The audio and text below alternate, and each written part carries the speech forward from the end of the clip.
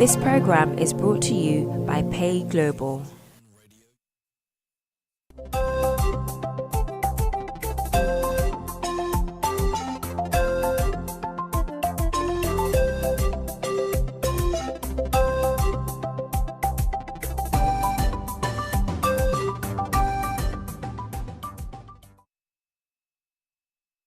Hello and welcome to Talk Africa with me, Jones Ewa. Coming up on today's show, the Zimbabwean crisis. Zimbabwean army says it's bloodless transition. The African Union says it looks like a coup. Reports claim Robert Mugabe's wife has fled the country whilst Mugabe is under house arrest. And the former vice president is believed to be taking over. What's next for Zimbabwe post-Mugabe? Today, that's what we'll be discussing. That will be our main focus on today's show. But before that, we will turn our attentions to stories making the headlines across the UK. And then after that, we will turn our attentions to stories making the headlines across the continent. Today in the studio, we have Joseph Ochiano, who's a writer, commentator of African affairs. And always Mr. Ali, Kofi Ali, who's an ECOWAS advocate here in the UK. ECOWAS Citizens' Rights Advocate. If I don't say that properly, Kofi Ali is going to have a word with me here. Good morning to the both of you. Good to be here. Thank you. Thank you for having us this morning. All right, just to remind our viewers and listeners that we're streaming live on Facebook. Go onto our Facebook page, GNTV UK, on our Facebook page. You can leave your comments on there if you want to get your thoughts on subjects that we'll be discussing here this morning.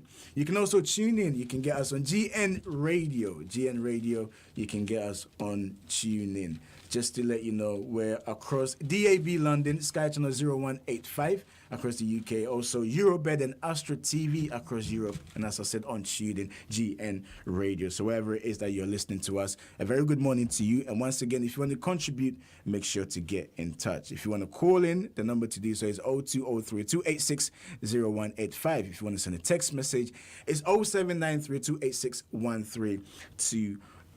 I've spoken of our main topic of the day, which is what's next for Zimbabwe post-Mugabe. Okay, we'll come to that in a while. But then let's start with stories making the headlines this morning. And Kofi, the NHS seems to be some services in the NHS are going to get closed down. Sure. From the Guardian, what we have is the squeeze.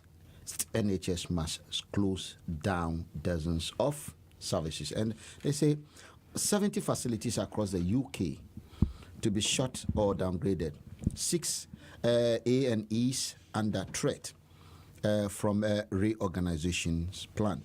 So technically, we are having a serious pressure on the National Health Service, the pride of the United Kingdom. In fact, all over the world, nations pride in this. And in the case of the UK, this jewel is seeming to be under attack. Sometimes when you are talking about the challenge here, it seems to be financial. They are squeezing on their financial. But some other people are also saying that, no, it just has to do with reforms. So there are so many issues at play. Some are saying, oh, they want us to be paying. In addition to the NHS we pay for, they want us to be paying for the services we are getting. So if you are working, they are not only collecting NHS from you, they are also going to, at the point of getting the healthcare, you pay for it, which is a bit unfortunate. There are certain voices from this area that are trying to put across that. And to me, it's a big challenge. Then where is the 350 million a week that the conservative Brexiteers promised the guys in the NHS? You're not a Ramona, are you? I am not only. I really don't understand how anybody could have been a leaver. And if you guys are leavers, then just put on table the 350 million you guys promised the British. You know, two things. One, the NHS, as you talked about, one is not about money, but it's very much money at the center. The Conservatives always threaten the NHS and to privatize the NHS. Privatizing They believe NHS, that. marketizing it, Yes, and you can't run health Commercializing. services as a market. And next time, I think we shall have to discuss health reforms in Africa, where people think that Commercialization of health. commercialization of health services. When you talk about health insurance, people think they boast because at least they see a possibility. But the other thing is, if you talk about reforms, most of the guys who work in the NHS, are non-British, born people from Europe, particularly doctors from Spain, many from Africa, Uganda, and Nigeria. I've got a few of my own good ones from Eastern Africa, Uganda, plus. So, yes, it's a linked-up story. It's resources, about reforms, but it's also about staffing. In fact, like what you've just said, they have been saying that they are losing a lot of their staffs as well. And probably I want to see this from the perspective of technology, because when you are having more advancement in the area of science and technology. Recently it was reported that, especially when it comes to going to see your GP, you can have a FaceTime appointment where they will call you on your phone and then interact with you. So that's a way to cut down the waiting list. Yeah. So technically, what we are seeing here is it happened even in the defense some times ago, where a lot of the soldiers were done away with because new ways of doing things have come. Now you can use drones. You don't need manpower. Now they're even using robots on the battlefield, so you don't need the people. But then, in which case, it would mean that NHS services would be much cheaper. Technology would make it much cheaper. It is true that now there is a lot of telephone consultations. I had a telephone consultation only the other week. Yes. All right, let's move on, Joseph. There's UK are going to pay EU a lot of money. That's correct, and Finally. so you Brexiteers. Then it is quite a linked-up story, Just to put it out there. So it's quite a linked-up story. Yes, I'm afraid the reality is hammering home at Westminster. This is the story in. The Sun. On the Sun, what won it for the Conservatives? There's a Brexit must give away. Theresa May has promised to calm down the Europeans with not only 20 billion extra cash, but that is 18 billion pounds cash, but that's on top of another 20 billion. I don't really know how. Again, the Brexiteers, who tend to be the guys who say we don't owe Europe anything, so that's a total of 38 billion. So it's not a lot of money. It's not little money at all. Such as Boris Johnson saying that he can go and whistle. Boris Johnson, that guy who thinks that Libya is a playing field for testing physics, and of course, as you know, it's an open story. He had to go and make a gaffe the other day about how. A British citizen in Iran had gone to play around with media guys when actually they're in a serious state. I think it's quite linked that Boris Johnson at the head of this, Michael Gove, who are the lead Brexiteers, actually now they meddlers in linked into this, and it means basically quite conservatives in shambles. And sometimes you probably think that those kind of stories and the way these guys do that is basically trying to calm down the stories about the reality of Brexit, that not only has Britain got to pay Europe a huge amount of money, but the impact is one that we still don't know. Still sticking with EU, just for time reasons, Kofi. EU numbers have gone up despite Brexit? Yes. Record number of EU workers in Britain despite Brexit vote. Now they have been talking about a new terminology. They call it what? The so-called Brexiteers. It's like a exodus. Okay. So they Exodus. thought, Okay. so Brexiteers. Okay. So they actually were thinking that with the exit of Britain from the European Union, which is part of the contentions around the leaving vote. You understand? Those who want to leave, that too many migrants are coming here and so on and so forth. So it was thought that, after the Britain have left the European Union, all these people will vanish from the thin air. But it looked like the number is actually swelling. And interesting, from what I've seen here, there were 14 countries. Most of these migrants are coming from 14 countries, including France, Italy, Germany, with about 45,000. And Africa is not included.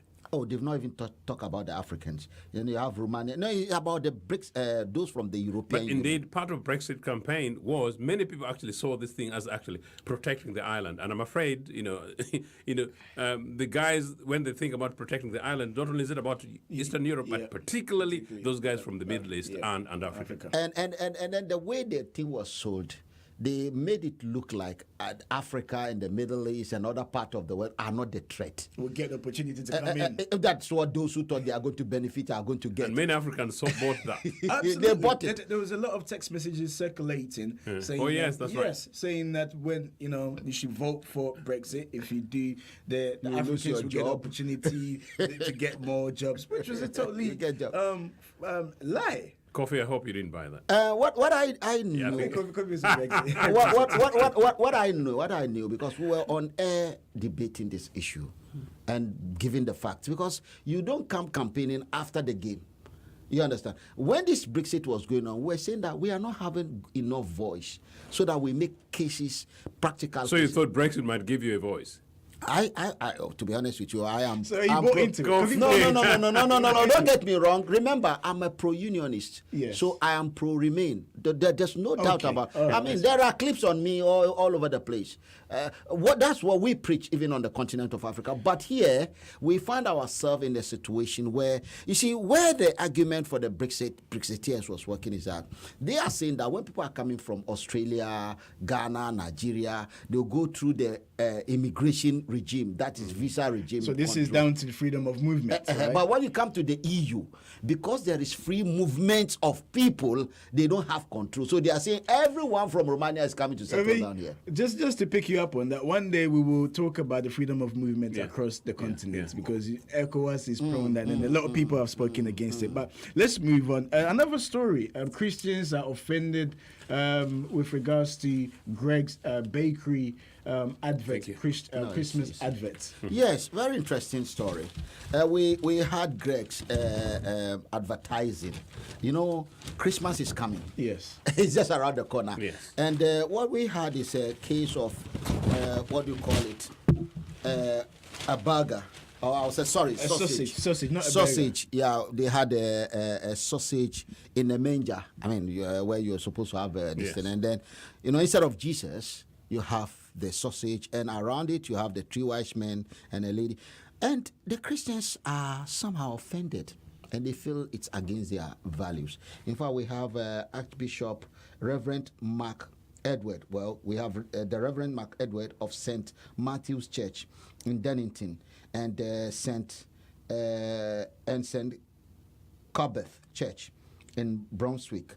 And these people have come out to say, look, the greatest story on earth told is being played around it, and they feel their faith is touched. But some of us are worried. All British people, I mean the United Kingdom, majority fundamentally are known to be Christians. You see, we expect this kind of attitude of backlashing because they are really, really offended. But that's why they're. They've got a case. They've got a case. But then we ask, if we say they've got a case, we remember Charlie Hebdo. They got offended on religious issue, and we know what it costs. We remember even in the Middle East, Indonesia, and so on. Just for certain statements, you see people have taken law into their hands and making all sorts of things. So if where we feel there could be humor, because these people are saying it's not commercialized, it is sensitive, and we say why? When is the sensitivity coming in when we can not have freedom to actually play around certain Joseph No, I totally agree with them because it's very unlikely that a backlash coming from two bishops in mid-England is going to create the kind of reaction that we get from the other side. But fair enough. The other thing, though, is that I think, I'm surprised actually they're not raising, Jones, the more important point, that Christmas has now been so much commercialized that we now begin to think about the pies, the eats, the drinks. To the extent that, yes, thankfully, thanks to technology, I stopped sending out Christmas cards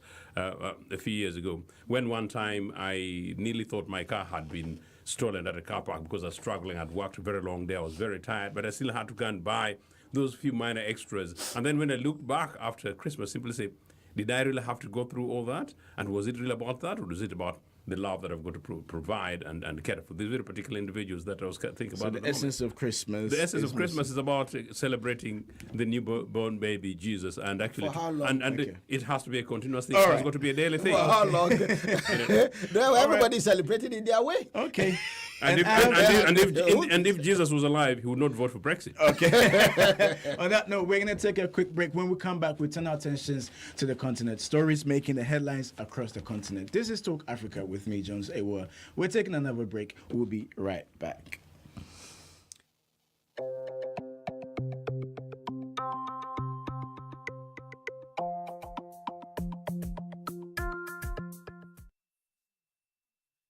I love social media. I mean, I am social media.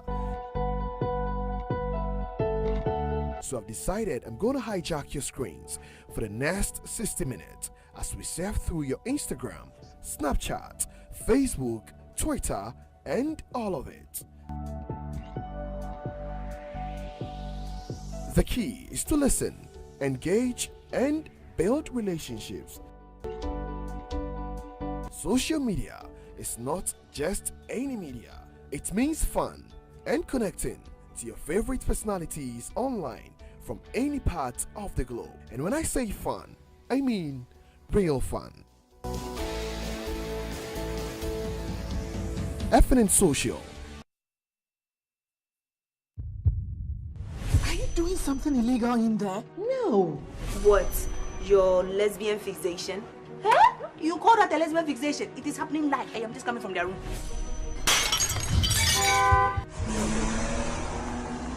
Rama, this cannot continue. We cannot continue hiding our true feelings. Hey, why are you locking the door? He who carries the load knows his weight. So what do we do now? We bang on the door till she opens it.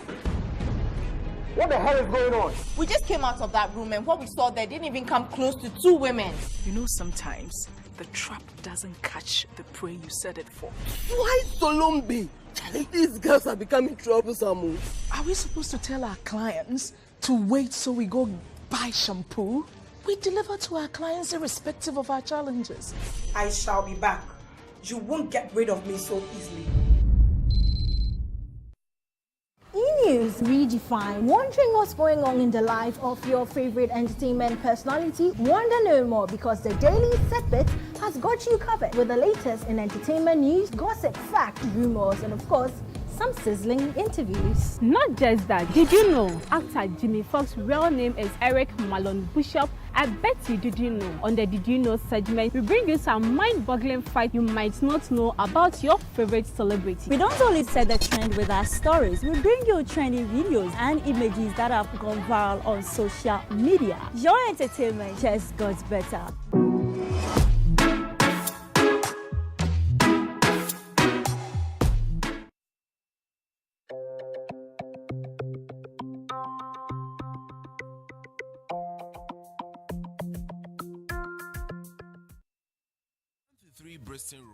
Hello and welcome back to Talk Africa with me, Jones Ewa. I've been told to smile. Apparently, when we're going on a break, I wasn't smiling, but I said to Kofi Ali and Joseph that, look, this is a serious issue. All right, so I would just smile for the production team to be happy who are producing us this morning. Okay, to get in touch, if you want to get in touch with the topics that we're discussing here, you can call into the studio. Number to do so is 0203-286-0185 or 0793-286-1328. That's the text line. Or you can go onto our Facebook page, GNTV UK, our Facebook page, and leave a comment. Okay.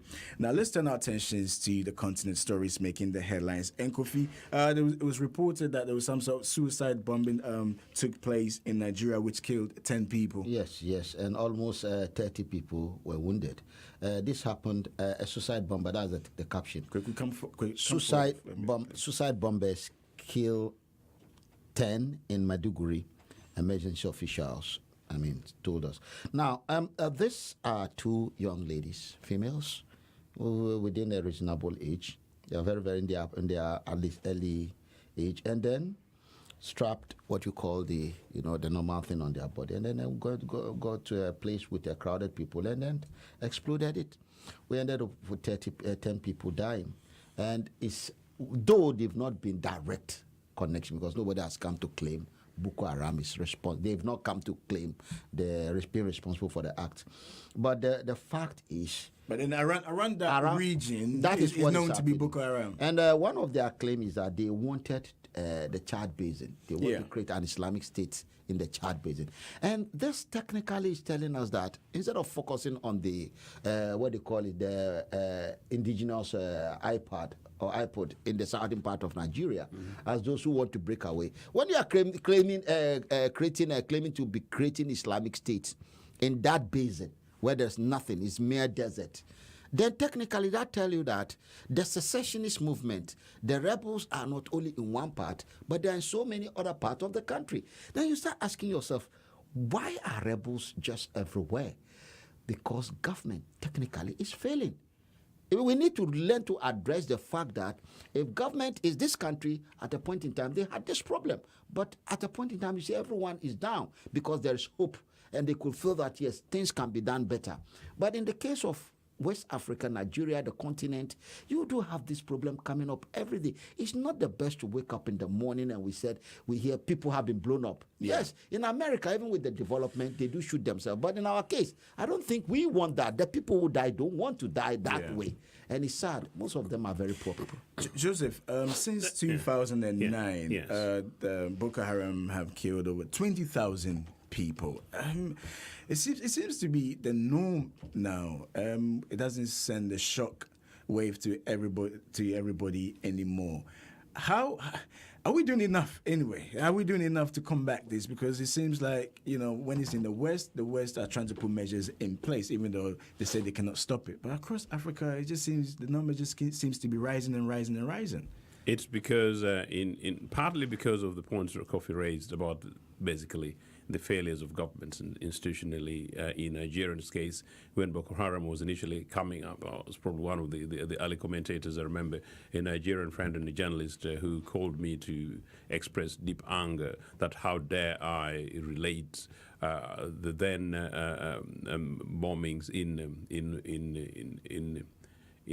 Borno to terrorism and link it to failure of economic policy. And part of the argument was that, after all, those guys had been in government for a very long time. Yeah. The argument was that, well, since they were in government for a very long time, they could as well go ahead and sort it themselves.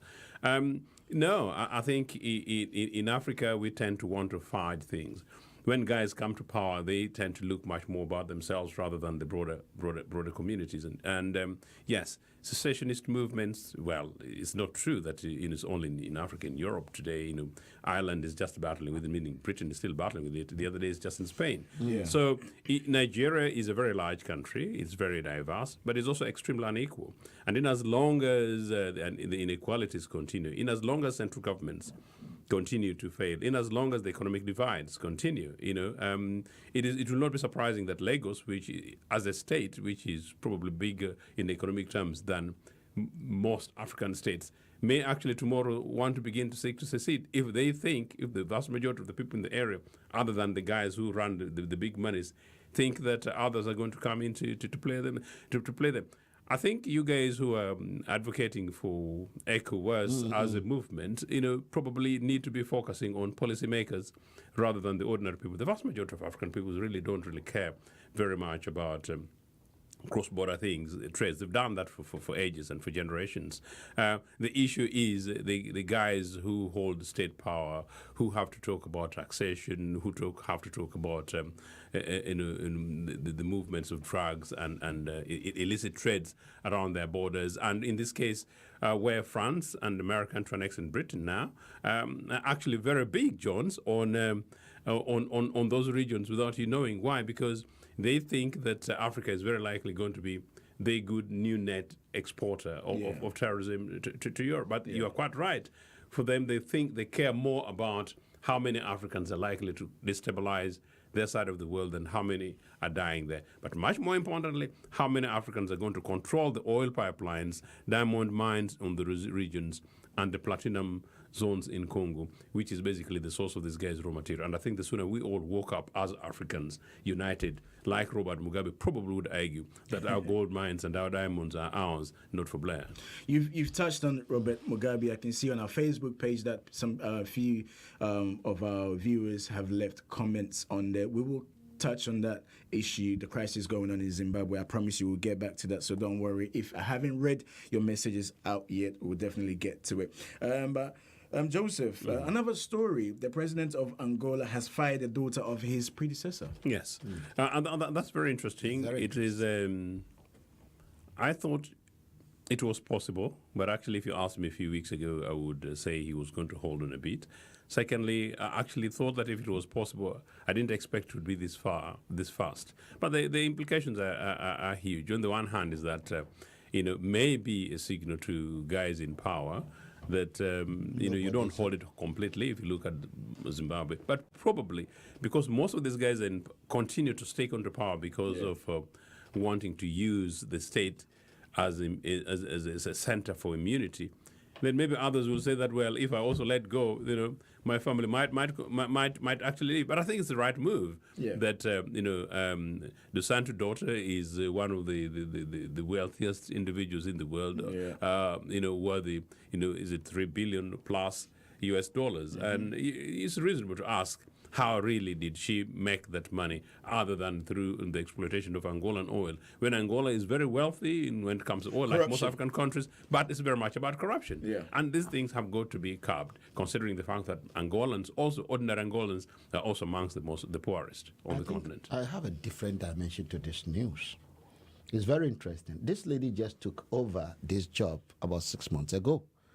So she's not been very long on the job for us to say the position she was occupying is where she made her money. It's one of them. Yes. She might have been milking the system somehow because she's rich. What was her job before? Well, that's the question you ask you and I. So all that is done to her now is probably, for example, you have someone who is oil minister or director of oil facilities, and then we are assuming automatically the person will be tashing away the money. Maybe before she became that, she already have a way of tapping the resources of the nation. So that removing her from that office actually does not. I think they put her there at that time. They were saying they put her there because they feel she has a very good business acumen. Yes. And because of that, she will turn the system around. Well, let me just read a quote from her. She said, "The key reason for my appointment is because I come from the business sector and I've had a track record of building businesses." Thank you. So I think when they put her there, the understanding is she will turn things around. But it turned out that almost a year now, and she's now promising them 5 years. So they look like, no, you are not going to solve the problem. She has to go. Again, it's beautiful because it then tells us that the Dos Santos family are, of course, they are human beings. And naturally, when you are in a place, you want to secure the place for other reasons. We had our president, Jerry Jorolis, that fly his wife on emergency outside Ghana for medical care. And they couldn't pay, which is serious. So if you are in position of authority, sometimes you want your family to be strategically located. And this young lady may want to be the president of the country. And it will need resources to run around. So you can see, but I think she's a young lady. The man might have got more children, but she, in her own right, because if we were told that she has been the one running the oil industry all along, then it's a different case. We are not saying she's clean. We are not saying she's clean. But we are saying that sometimes you do have someone who can be a bit extra. The fact that the father was a president, she was not sleeping, she was working hard. Yes, it's great to hear that the new president has a leader of the... I think Joseph disagrees with you. No, I think I have huge respect for the Dos Santos, and in fact, I supported them quite a lot as part of the liberation process. But quite clearly, to suggest that Dos Santos' son and daughter all of a sudden happen to be the guys with the best business acumen in Angola is neither here nor there. I was only having fun the day before yesterday, when Museveni's son in Uganda, is the guy who left university the other year and is now one of the top few generals in the country. Why is he really that sharp? Is he amongst the sharp? It's because the father is the president. And I think we need to stop these things on the African continent. Yes, if it were the case that these guys got ahead through their merits, I mean, like the Cameroons, they benefited from our slavery, made a few billions, went to Oxford, bought their education, bought their systems in. But this business that you actually use your position of luxury, where you were probably nobody the other day, it's neither here nor there. And in Africa, I think the sooner we started also being shy of being upper ruling class and playing with it, actually, the better.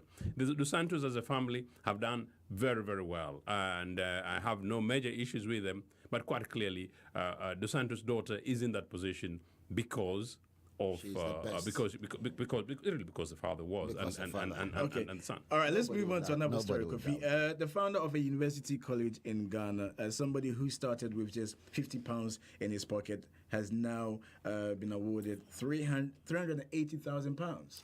Yes. It's a very good development because most times we end up with the bad news. So when you hear the good news, why not? It's a great thing to see great things happen. I'm not related by him. I'm not related to him by any chance. His name is Patrick Ewua. In fact, there's a coincidence of you guys are things this morning. I should claim him. Well, he's doing great things. Yes. And this is a man who traveled out of Ghana, I think, to the U.S., which just in the 80s, just with $50 in his pocket. I mean, although he went on scholarship, only to come back and set up a university that he even said he started with less than 30 students when the university, that's University of, well, it's about innovation. And the great thing is that today, the university has flourished. So many youth are benefiting in the university. In other words, students have population. Yeah, that's Ashasi. Yes. Students have increased. And not only that, he has done so much well that he was awarded one of the best innovators on the continent, because the award goes to so many other people. In fact, it was I think in Qatar, isn't it? Yeah. And it's a great thing. We need to, comment things like this. And one area that even makes his effort great is he feels there's a challenge around leadership ethics, people to go out to make great things. And what he's doing now is that he's giving most of the students in the school are on scholarship. And most of them are coming not only from Ghana, but from across the continent. And if you see, one thing I believe in is that we have huge challenge on the continent. And every little positive thing, we must stand behind it, commend it, praise it. Because one thing we need to realize is that it's not an easy journey. Our challenges are so huge. And I can see a man like this saying that his ambition is to make sure that not just Ghana, not just West Africa, but the whole continent. And on evidence, they have students from all across. I think it's something what. Then actually, you're confirming my point. I would rather celebrate a story like that. Somebody who left in the 80s with 50 pounds and is now a multimillionaire than somebody who actually builds privilege out of privilege and confines it to the few. Number one. Number two, what are we saying? We're actually saying that it's actually good for our governments to invest in education, invest in education locally and to invest in education abroad.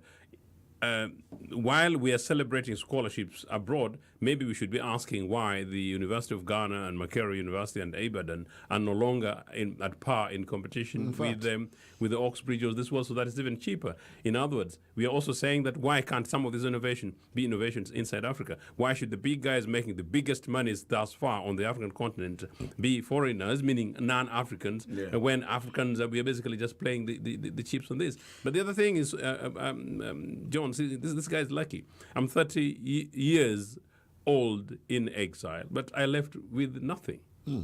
I left without a penny. So that guy's quite lucky. So it's actually possible. It is about our brains. It's about our brains, about our innovations, but it's also about creating possibilities. Yes. The possibilities here. So if this guy got opportunities down there, then the challenge is on our leaders. Because he could have chosen to even remain. He worked with Microsoft. He worked with a lot of people. He could have chosen to remain there. And I'll take on that challenge and throw that challenge to Zimbabwe. What's next for Zimbabwe post Mugabe? That's what we'll be discussing when we come back from the break. My name is Jones, and this is Talk Africa. We're going on a quick break. We'll be right back.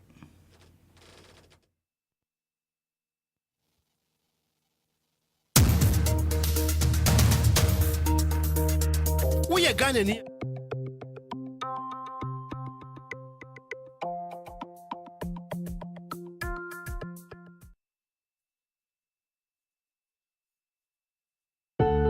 love social media. I mean, I am social media. So I've decided I'm going to hijack your screens for the next 60 minutes as we surf through your Instagram, Snapchat, Facebook, Twitter, and all of it. The key is to listen, engage, and build relationships. Social media is not just any media. It means fun and connecting to your favorite personalities online from any part of the globe. And when I say fun, I mean real fun. FNN Social. You might ask an artist to explain his art, or ask a poet to explain his poem, but it defeats the purpose. The meaning is only clear through the search.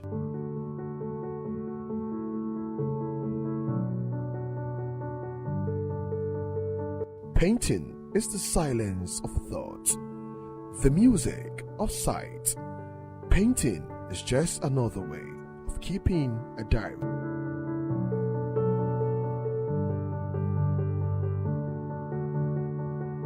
If we could say it in words, there'll be no reason to paint.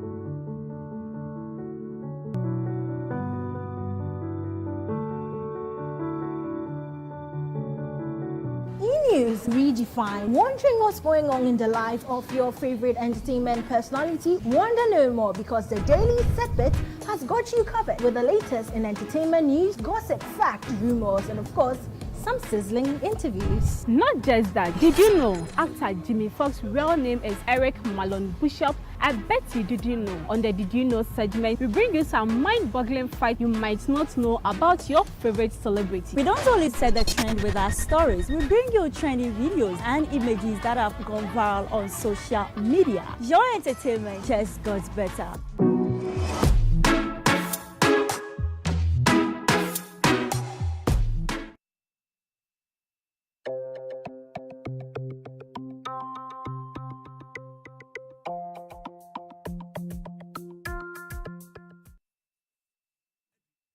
Welcome back to Talk Africa with me, John Sewa. And today in the studio we have Joseph Ochano, who is a writer, commentator of African affairs. And also Kofi Ali, a citizens' rights advocate. Kofi, when are you going back? Oh, well, our days are numbered, so our days are, we can see the light at the end of the tunnel, and we are doing wonderful jobs as we are approaching the... Okay, all right. I'm sure when Kofi is going back, he will let everybody know. Now, let's turn our attention to our main topic of the day, which is the crisis in Zimbabwe. The Zimbabwean army says it's a bloodless transition. The African Union says it looks like a coup. Very interesting. Whilst Mugabe remains under house arrest, his wife, is reported, has fled the country. The former vice president is believed to be next in line. So our question we're putting forward today is, what's next for Zimbabwe post Robert Mugabe? Joseph.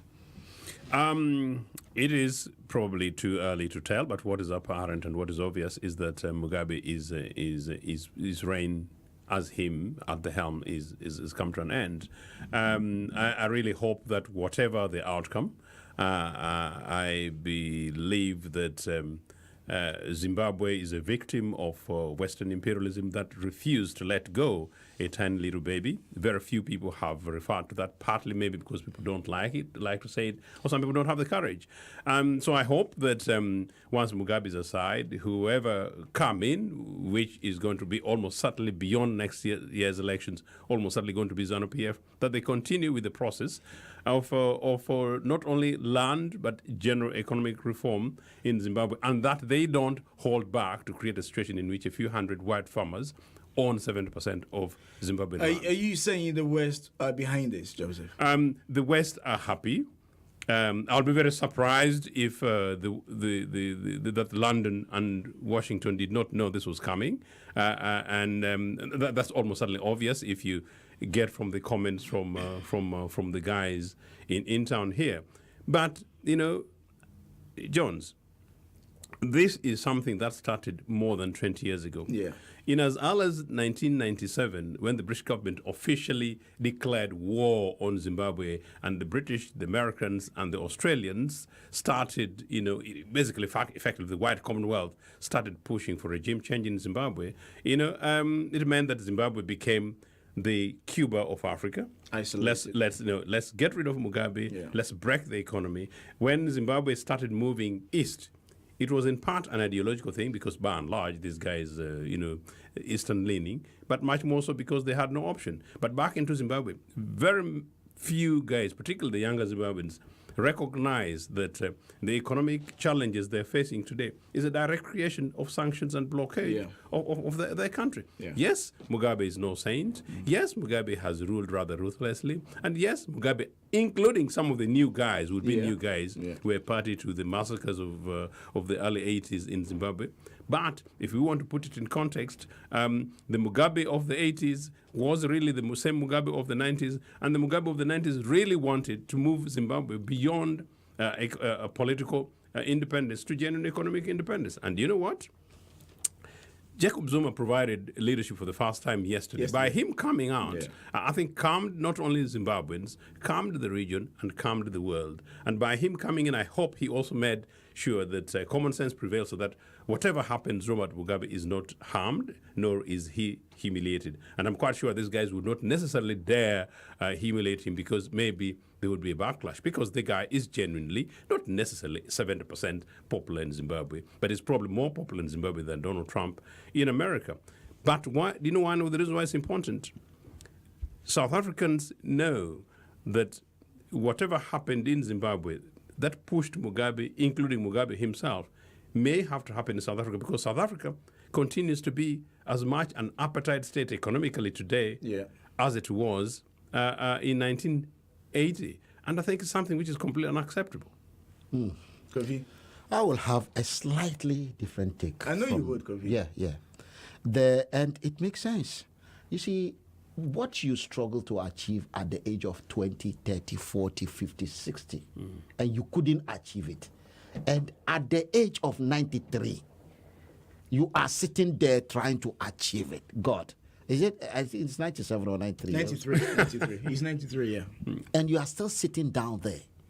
And all of us want to pretend everything is fine because of ideology. It's insane. No, but then Zimbabwe's problem, as Joseph just said, is the fact that the West cut off Zimbabwe and put a lot of sanctions on Zimbabwe. Yes. And if I may just clarify continue. I did not say that Mugabe should be in power today. In fact, I did not necessarily support Mugabe being in power 10 years what we are ago. celebrating today, You're celebrating it? Yeah, what please, let's get things in perspective, is that one way or the other, there is a transition. Because all of us sit here and say, oh, African leaders are dictators. They sit there, they don't want to go, they don't want to. For what are we talking about? Let me give you a good example. United States of America, Mugabe have seen nothing less than 15 or 10 heads of states in America that have come and gone. I mean, from the days of Carter to the days he has been there. Is it only him? And all of us are sitting here pretending is there something. Everybody will have a reason to say, because of this, I want to sit there forever. We are talking about you running the government for some time and leaving for somebody else to run it. We don't want to have a president that sits there and is dozing. He goes to meeting, he falls down. Things are wrong. Let us, when we say Zimbabwe, is Zimbabwe for one man? We are not having a monarchy here. So let us understand that what is happening now, it's even because we are just happening, it's not a bloodshed and hopeless and we don't know what's happening. Now, let us look at another area I have a problem with. Jacob Zuma. South Africa is undergoing the same challenge as Mugabe, but they don't have one man sitting there. Mbeki is still alive. He's still alive, but he's not the president. Zuma will go 8 years. And that that is what you want. They in South Africa are propping up the young ones to address the issue. You are talking about Malema and co. They may be saying certain things people don't like. They are democratically advancing. So they are changing. But when you come to Zimbabwe, you had if Mugabe dies, well, naturally he would die. Okay, then what do we do? Just hold on for we a cry? minute. Let's hear what Boris Johnson had to say. The Foreign Secretary of the UK, Boris Johnson, made a comment about what's going on in Zimbabwe. Let's hear what he had to say. Morning, soldiers from the Zimbabwean army deployed in central Harare, taking control of state television, surrounding government ministries, and sealing off Robert Mugabe's official and private residences. At 1:26 a.m. local time, a military officer appeared on state television and declared that the army was taking what he called targeted action against quote-unquote criminals around Mugabe. Several government ministers, all of them political allies of Grace Mugabe, are reported to have been arrested. At 2:30 a.m., gunfire was heard in the northern suburb of Harare, where Mugabe has a private mansion. Areas of the central business district have been sealed off by armoured personnel carriers. Our embassy in Harare has been monitoring the situation carefully throughout the night, supported by staff in the Foreign Office. We have updated our travel advice to recommend that any Britons in Harare should remain in their homes or other accommodation until the situation becomes clearer. And I will say frankly to the House that we cannot tell how developments in Zimbabwe will play out in the days ahead, and we do not know whether this marks the downfall of Mugabe or not. The events of the last 24 hours are the latest escalation of months of brutal infighting within the ruling ZANU-PF party, including the sacking of a vice president, the purging of his followers, and the apparent positioning of Grace Mugabe as a contender to replace her 93-year-old husband. Honourable members on all sides of the House have taken a deep interest in Zimbabwe over many years, and I pay tribute in particular to the courage and persistence of my friend, if I can say that, the Honourable Member for Vauxhall, who has tirelessly exposed the crimes of the Mugabe regime, visiting the country herself during some of its worst moments. First and foremost, we will never forget the strong ties of history and friendship with that beautiful country, accurately described as the jewel of Africa. All Britain has ever wanted for Zimbabweans is to be able to decide their own future in free and fair elections.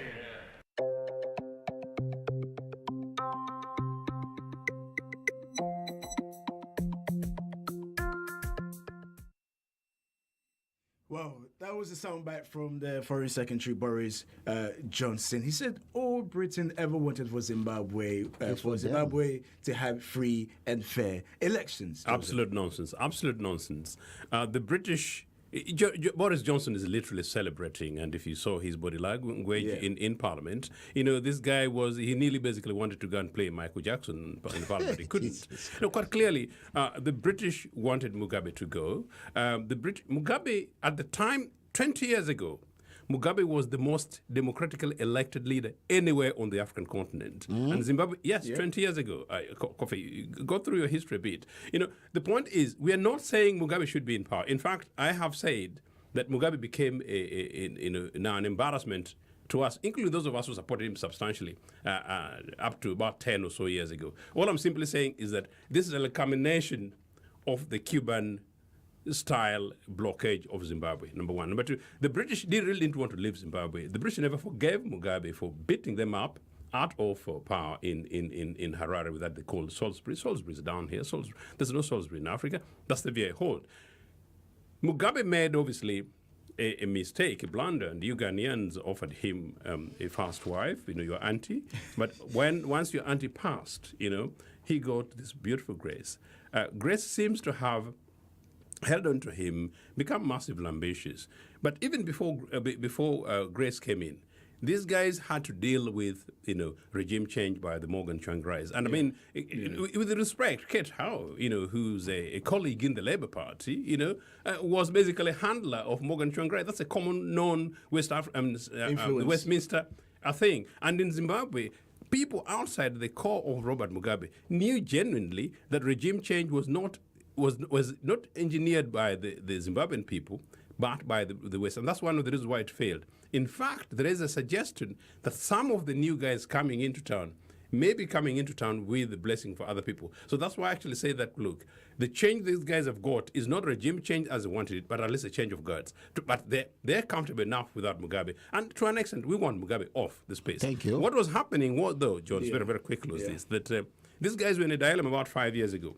Because Joyce Mujuru, who was lined up by Mugabe, once issues of corruption, and we are talking about the abuse of our resources on the African continent, once corruption became apparent with her and her husband, and once the link between them and the West became apparent, Mugabe and many other guys, including the generals, by the way, became hysterical. Yeah. Because the point was, had Mugabe let go, the threat was you take over, but on condition that you reverse the so-called reform. And Johnson talking about democratic reforms, you know what? Following the referendum results in Zimbabwe in the year 2000 or thereabout, that these guys thought actually it was against Mugabe, but actually delivered what the Zimbabweans actually wanted, which including land reforms. So it's really about context. So the whole thing basically went down in the last 5 or so years. Mugabe got stuck with his wife and some of those other people around him. But the power struggle was really very much about safe pair of hands for him. Was it right that it should have continued until where it was today, where it's actually struggling basically to just stand up? No. Good. That is all I'm trying to say. Yes. Now, you're advocating for regime change. Now, Emerson Mnangagwa, who's coming in, he's no different to Mugabe. We've not been told Mnangagwa. Well, we've not. That's coming in. That is all across. That is because they will. See, when you have a case like this, and you have, remember, they said, the military officer said, we are there to safeguard our revolution. So they are on course. But African Union, Musa Fakir, have come out to say that as far as they are concerned, that there shouldn't be any military rule there. So they want transition. Technically, you need somebody who is in the system to go on. And the best person that can do that is the dismissed vice president, because he is in the system. Why the best? The best is that who else do you have on ground to say that? Okay, so then you're agreeing with me that part of the issue was these guys literally got stuck because the problem all along has been transition, and we need to remember there was a referendum, and in that referendum, the position of the referendum is to create a kind of one party. Mugabe should be there for life, and the Zimbabweans said no. We believe in you, because he also know that when they go into the land issue, it could lead to certain problems. So when they decided to vote against, President forever, but they will be renewing, and the people of Zimbabwe. There was no provision for President forever. No. The people of Zimbabwe have held on to their promise that we are not going to vote for a president forever, but we assure you that as long as you still want to be there, you'll be there. Now, if you are there and there and there, by the time a president finishes maximum of 8 years, 10 years, that president is there illegitimately. Because when you are there and you are there, remember, you start making unnecessary enemies, even from within. So what we did in Zimbabwe is pushing Zimbabweans to go outside, to go and look for people to support them, because naturally people will want to what? Express themselves as well. The country is not for one people or one, it's for all of them. Let us understand. Let's not forget on the basis of how Zimbabwe won or gained their independence and the vision of Mugabe, the regime that took over. And I think Joseph touched on it. It's a vision of a collection of people. He led the revolution. Yes. But it is not, if we anchor the thing on him. And the people believe in that revolution. Yes, but then when you deliver, that is the secret about revolution. You have an aim. Sometimes. And he delivered. He has delivered. He delivered. Sometimes a project, as soon as you start a certain project, we want to do away with all rich people. You can kill and do whatever. But there are certain things. I don't think that's what he was saying about. Be patient. What I'm trying, you are talking about land reforms. You are talking, certain things go beyond generations. Come on that land reform. Joseph, quickly, you wanted to respond. No, the thing is that, as you rightly suggested, we as Africans tend to forget our histories very, very quickly.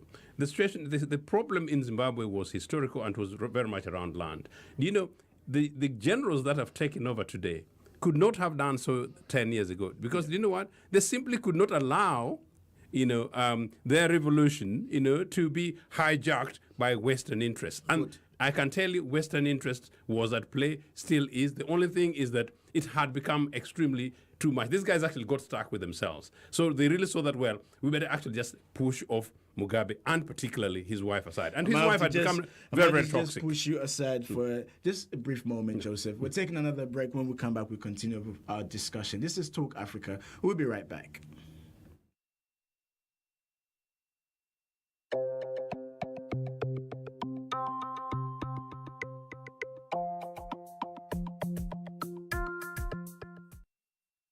Beloved, God created man with the dust of the earth. God breathed the breath of life into mankind. So man became a living soul.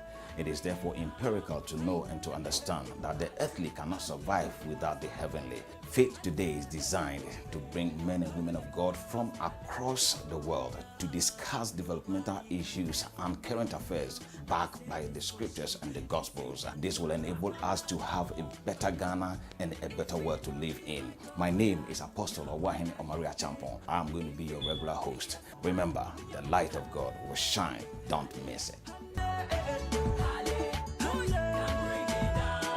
Majority of you only pay attention to us after years of unremittent persistence and rejections, whilst we challenge the way it has always been done.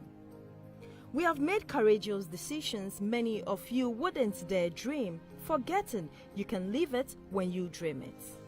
Wake up with an idea. Research the egg out of the idea. Write a massive business plan. Raise money and create business. Wave goodbye to friends and families as your life is now your business. Stick with it, even on the bad days. Following your massive expansion into a worldwide domination, retire to your favorite highland or go back to step one and wash, rinse and repeat. The CEO's Chair, showing on GNTV UK. Next time, not joke with no Nuts family. I hear me. Afira. Foreigners are in deciding for us, what to do when it comes to our music. This is just so not cool. Charlie, just forget them. If you're not ready to pay our artist like $30,000 or $90,000, then where are we going? Talented case. You go see one kid can't they stay top. They do small acrobatics here and there, or people they clap. Why this kid get talent? How? Instead of beefing each other, Ghanaian artists can actually join hands together and promote themselves internationally.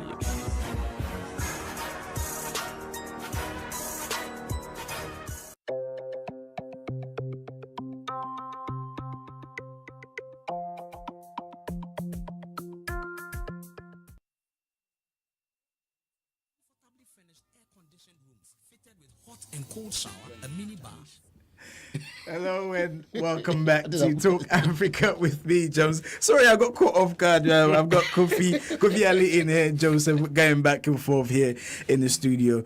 Just to remind you again, yes, you can listen to us on DAB, GN Radio across London, Sky Channel 0185 across the UK, Eurobed and Astro TV across Europe, and also on TuneIn GN Radio. And you can also watch the live stream on Facebook, GN TV UK. You can watch us, leave your comments on there. Now, we're talking about Zimbabwe. If you just joined us, we're asking what's next for Zimbabwe post Mugabe. You can send your thoughts and comments. If you want to call into the studio, it's 0203 286 0185 0203 286 0185. We'd like to hear from some of our listeners and viewers. But yesterday, the president of South Africa, Jacob Zuma, released a statement in which I think a lot of people are saying it made the situation a bit calmer, gave a bit of an insight to what's going on with regards to President Robert Mugabe's safety. Let's take a listen. SADC, we are very concerned about the situation in Zimbabwe. We would like to call for calm and restraint, particularly to the Defense Force and all security forces in Zimbabwe. I have also contacted His Excellency President Mugabe, whom I had time to talk to, and he is fine, but confined in his home.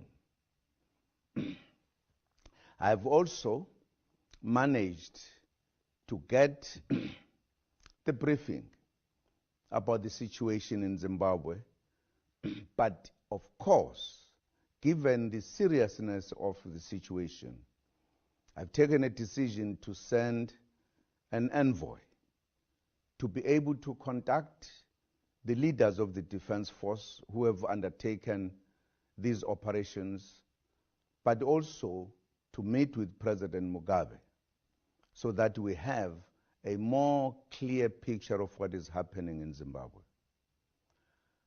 I will also be sending an envoy to His Excellency President of Angola to brief him as the chairperson of the organ of SADC on peace and security, so that there is a closer interaction between us and the Zimbabweans.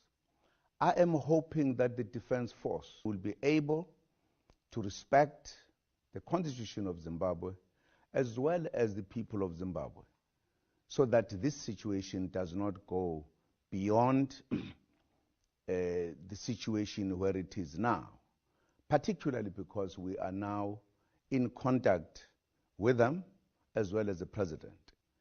We are hoping that this situation is going to be controlled so that peace and stability comes back to Zimbabwe.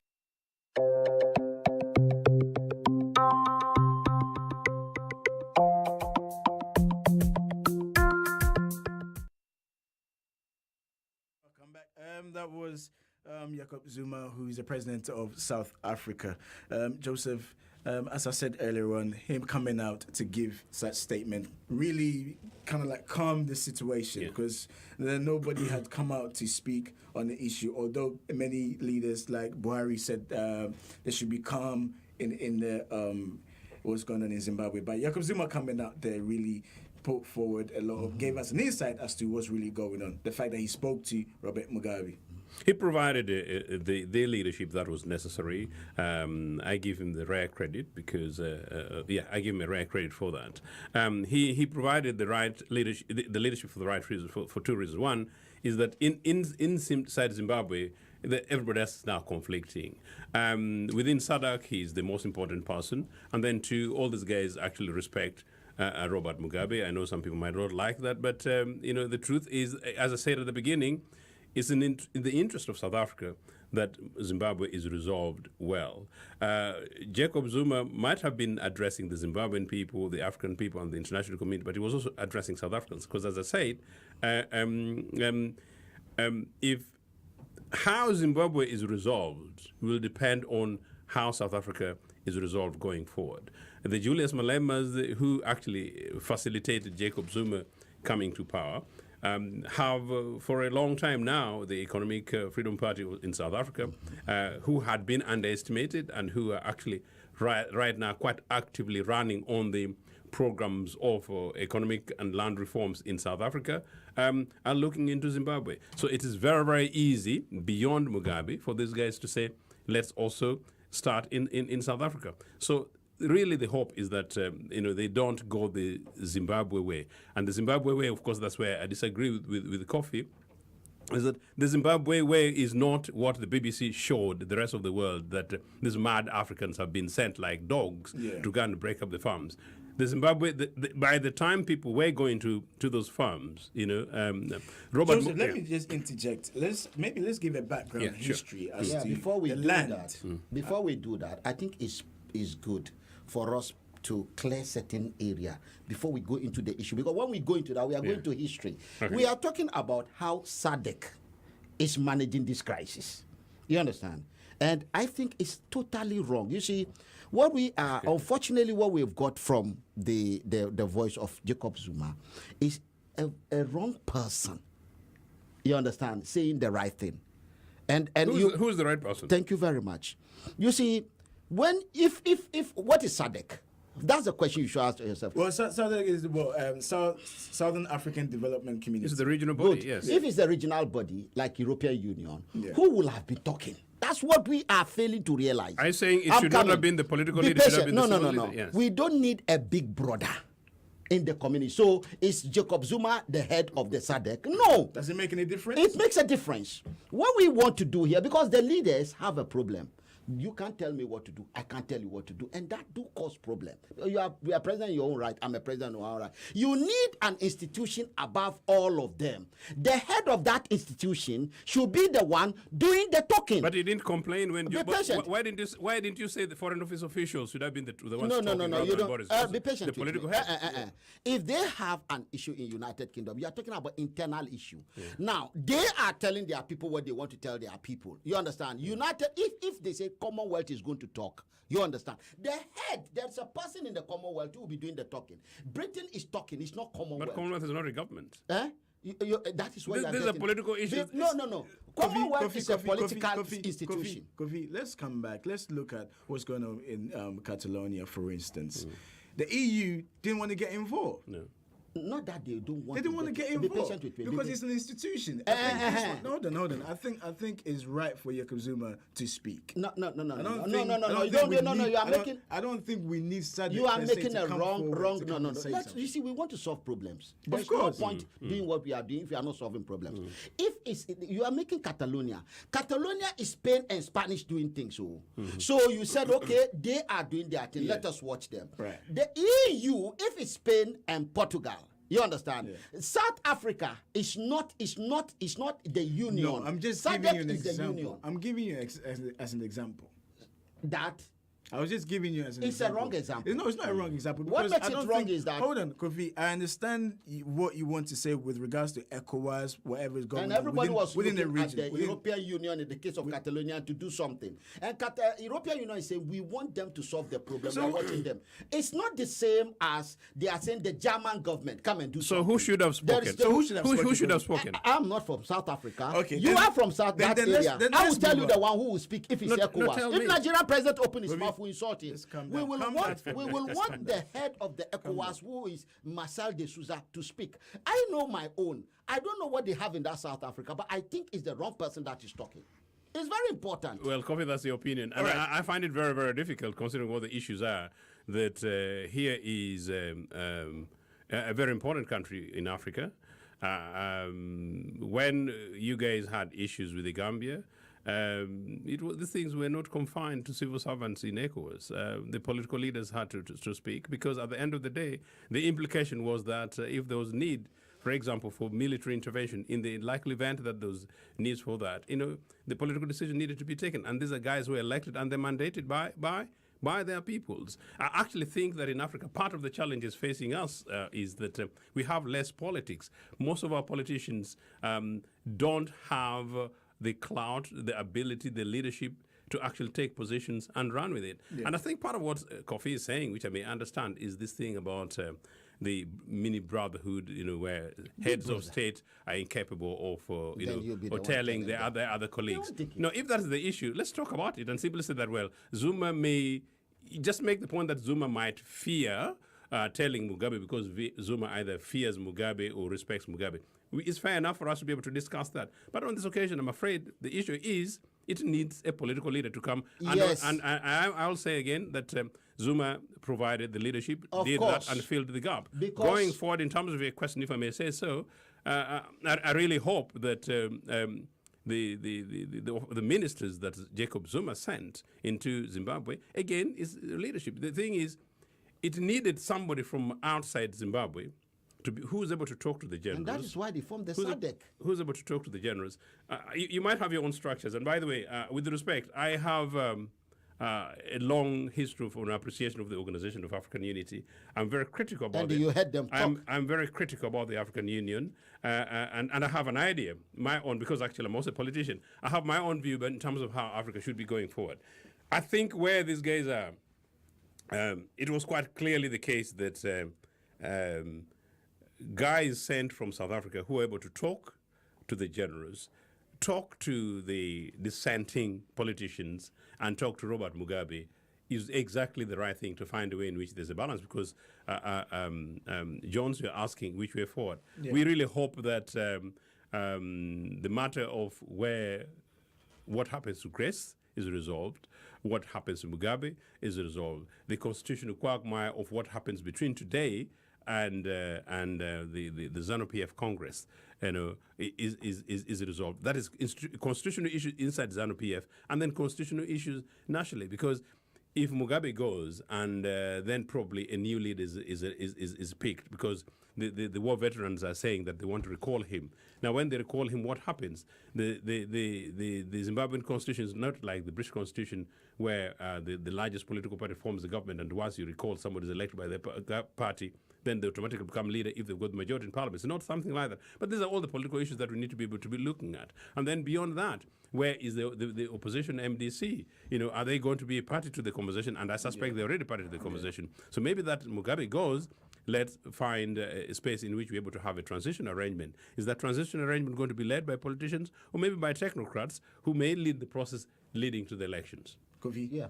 Thank you very much for... You see, what we are failing to see here is that, first of all, the institution that is supposed to do the work has not been strengthened. So there is a vacuum. That vacuum is where Jacob Zuma is failing, technically. If that institution has been boldened and strengthened, it means the leaders, of course, they can talk to themselves. It's like you are playing football. And one of the players is also the referee. That's what you have in South Africa. Is part of the problem, and then it's going to be part of the solution. No, South Africa is not supposed to be the one doing this thing. That's where we are coming from. Now let's look at the issue.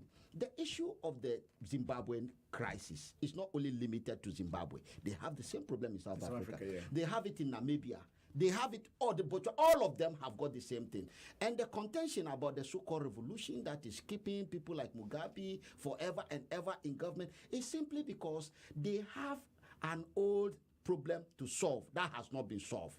And that is which is what? What's the problem? Of course, land reform. We need to come into that. We need to come. So if we are going to deal with the land reform, we are saying that if you have a problem, that is not limited to one person. You do not deal with it by one person. You need to find a collective way of approaching the problem. I think we all agreed on that. Yeah. That's why we are losing. Then this is where we are disagreeing. Who should do that? Now the problem of Zuma coming into Zimbabwe and saying... Zuma did not say he was coming to sort out the land issue in Zimbabwe. He has gone into it. Somebody else who is not a sitting president. That is how we do it. Somebody who is not a sitting president. Like we had the case of African Union, a man called Professor Alpha Omar Konare, former president of Mali, became the chairman of the Commission of the African Union. So when he was a president, see, the assembly is different. What you are having in your case, where Zuma is one of them, they are assembly. It's not my case. I've got a big problem with Mugabe.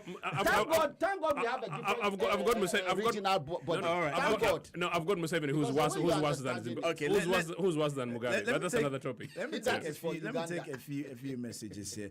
This is from Abdullahi Ali Nadif, saying that we want to end in peace with our brothers, Zimbabwe. We've learned from war in our country. And I think Abdullahi also wanted to touch on the paper review. I think the issue with Greg's saying that Jesus is a prophet. Okay. This is Umu, a.k.a. Biafra. The state in Africa demonstrates a glaring inability to fulfill its basic role to provide security, welfare, and transformative capacities for society's developmental needs and aspirations. This is... Okay. Please, when you're sending text messages, try hard not to write too long. Just be concise with your messages because this is quite long. Okay, he says the state is virtually at war with its people, having murdered 50 million in Biafra, Rwanda, Darfur, Southern Sudan, Uganda, Guinea-Bissau, the Congos, Angola, Cote d'Ivoire, and Zimbabwe on the continent between 1966 and 2017. Since January 1956, 55 years after the beginning of the so-called restoration of African independence process in the Sudan, it is the case that the state in Africa is essentially a genocide state, the bane of Africa's social existence. It is what constitutes the firestorm of emergency that threatens the very survival of the African. Okay? Uma, a.k.a. Biafra, thank you very much for your comment. You can also share your comments on our Facebook page, GNTV UK, or you can call into the studio 0203 286 0185. Or if you want to send a text message, it's 0793 286 1328. I want us to talk about the land issue. And I think with Zimbabwe, you can't touch on anything without looking at their historical background. And I've just been signaled I have 1 minute to go. So I'm going to take a quick break. When we come back, Joseph and Kofi, we will touch on the land issue, what really happened. Because if you look on the mainstream TV, a lot of the stations are really hitting home Zimbabweans, kicking out the white farmers in Zimbabwe and taking the land from the white farmers. We'll be right back. This is Talk Africa with Jones Ewa. We're taking a break. We'll be right back.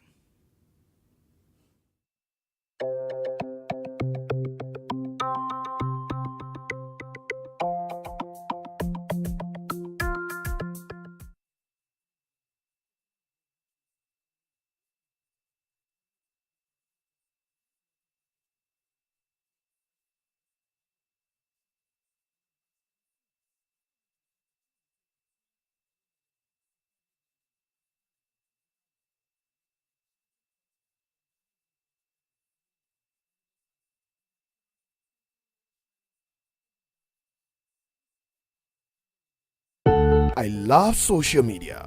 I mean, I am social media. So I've decided I'm going to hijack your screens for the next 60 minutes as we surf through your Instagram, Snapchat, Facebook, Twitter, and all of it. The key is to listen, engage, and build relationships. Social media is not just any media. It means fun and connecting to your favorite personalities online from any part of the globe. And when I say fun, I mean real fun. You might ask an artist to explain his art, or ask a poet to explain his poem, but it defeats the purpose. The meaning is only clear through the search.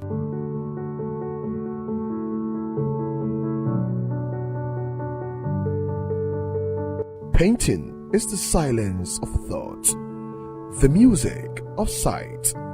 Painting is just another way of keeping a diary.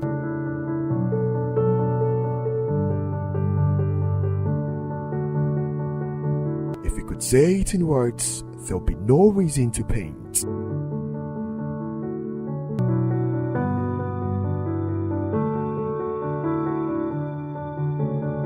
E-News Redefined. Wondering what's going on in the life of your favorite entertainment personality? Wonder no more, because the Daily Setbit has got you covered with the latest in entertainment news, gossip, fact, rumors, and of course, some sizzling interviews. Not just that, did you know actor Jimmy Fox's real name is Eric Malone Bishop? I bet you didn't know. On the Did You Know segment, we bring you some mind-boggling facts you might not know about your favorite celebrity. We don't only set the trend with our stories, we bring you trendy videos and images that have gone viral on social media. Your entertainment just got better.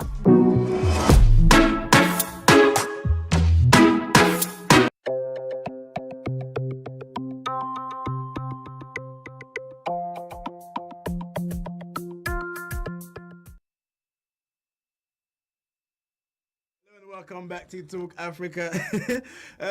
Kofi Ali and Joseph are really getting back and forth in the studio. Obviously, Kofi Ali is ECOWAS citizens' rights advocate, and he's asking Joseph, what is SADC doing? What are they doing?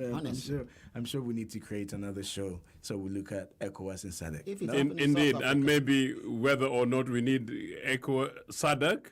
According to Kofi, we should have nation states, but while in South Africa, Western Africa, I didn't say that. You didn't understand me, please. No, what I'm saying is that we will have the countries as they are, but like we had at the continental body, African Union, we have already created regional bodies. In the regional bodies, the institution that is commission in charge of them must be strengthened, that when there is a problem, like they do in the EU. It's not one country that will be putting its nose, because there's people of South Africa voted for Zuma. The people of Zimbabwe didn't vote for him. So you need the man at the center. Actually, SADC is much more consensual than ECOWAS. All right, okay. We'll come back to that. Because But let's look at charge. what happened. Actually, the infighting within ZANU-PF, which led to what's happening right now in Zimbabwe. Many people are saying that it's down to the fact that some fractions of ZANU-PF were being infiltrated by the West. That was the case before, and that was the concern which I actually raised my child. And that's one of the reasons why it was harder for Robert Mugabe to go, or at least one of the arguments that he made, or the people his side of ZANU-PF argued that in the event that he left, the apparent and most obvious glaring guys had links, and they were providing evidence that these guys had extensions beyond Zimbabwe, and if that happened, then the revolution would be a threat. But going forward, I think as they consolidated, the anti-regime change narrative, both economically, politically, and to an extent relatively socially in Zimbabwe, then it became apparent that the next thing was exit of Robert Mugabe, and at the at that stage, the battle became between who within ZANU-PF rather than ZANU-PF Zimbabwe versus the external, you can call them, forces. And to that, I think that in the last few years, as I said much earlier, it would appear that Mrs. Mugabe became the toxic figure who was very keen to take over from her husband. And I mean, if I was advising these guys, I just wonder, Mugabe's, the Musevenis, these guys have been around, they've accumulated a huge amount of wealth and influence on the continent. Grace is in her 50s. Why couldn't she literally just hold back one particular candidate? Maybe this particular candidate takes over ZANU-PF and Zimbabwe.